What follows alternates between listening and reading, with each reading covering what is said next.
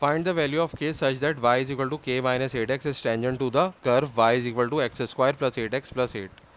तो देखिए हमारे पास जो है वो ये जो है क्वाड्रेटिक फंक्शन है, इसका अगर हम ग्राफ प्लॉट करेंगे तो वो जो है वो इस तरह पैराबोला बनेगा, और ये जो है वो स्ट्रेट लाइन है।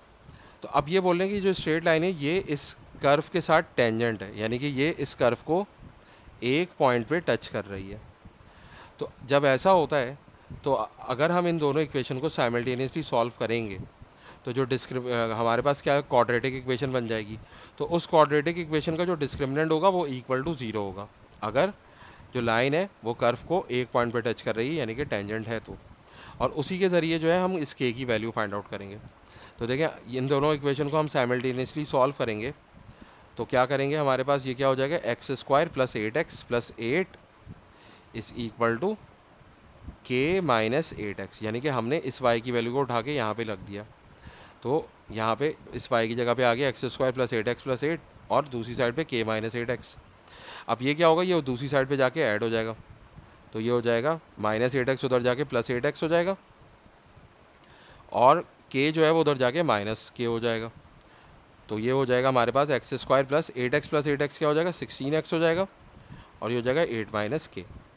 अब इसको हम स्टैंडर्ड क्वाड्रेटिक इक्वेशन से कंपेयर करें, जो कि होती है a x square plus b x plus c is equal to zero. तो क्या होगा कि यहाँ पे हम ए बी और सी की वैल्यू निकाल सकते हैं, और फिर उसको डिस्क्रिमिनेंट में पुट करके हम के की वैल्यू फाइंड आउट कर लेंगे। तो देखें एक्स स्क्वायर का कोफिशिएंट ए है, यहाँ पे एक्स स्क्वायर का कोफिशिएंट 1 है, यहाँ पे एक्स का कोफिशिएंट बी है, और यहाँ पे एक्स का कोफिशिएंट 16 है, और यहाँ पे जो कांस्टेंट है सी वो क्या है, 8 माइनस के। अब देखें b square minus 4ac is equal to zero होगा, क्यों, क्योंकि लाइन जो है वो कर्व को एक पॉइंट पे टच कर रही है।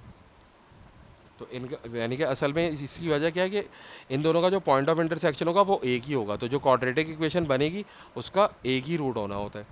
तो देखें जब हमारे पास सेम रूट होता है या इक्वल रूट होता है या रिपीटेड रूट होता है, तो उस वक्त बी स्क्वायर माइनस 4ac की वैल्यू क्या होती है, बी स्क्वायर माइनस 4ac की वैल्यू 0 होती है। तो अब हम क्या करेंगे, अब जो है हम यहाँ पे b की वैल्यू पुट कर देंगे, b की वैल्यू क्या है, 16 है, तो ये हो जाएगा 16 का स्क्वायर फिर माइनस 4, फिर a की जगह पे हम क्या पुट करेंगे, 1 पुट कर देंगे, और c की जगह पे क्या आ जाएगा, 8 माइनस के आ जाएगा। तो 16 का स्क्वायर क्या हो जाएगा, 256 हो जाएगा, फिर माइनस 4 1 से मल्टीप्लाई होगा तो -4, फिर -4 8 से मल्टीप्लाई होगा तो ये हो जाएगा -32। इसी तरह -4 माइनस के से मल्टीप्लाई होगा तो ये हो जाएगा +4k इज इक्वल टू 0। अब इसको हम माइनस करेंगे, 156 में से -32 करेंगे तो ये हो जाएगा 224 plus 4k is equal to 0। तो ये जगह 4k इज इक्वल टू 224 उधर जाके माइनस हो जाएगा, और फिर 4 जाके वहाँ पे डिवाइड हो जाएगा।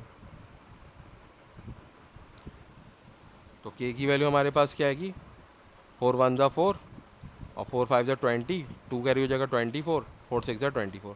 तो हमारे पास k की वैल्यू आएगी -56, और ये हमारी रिक्वायर्ड वैल्यू है k की।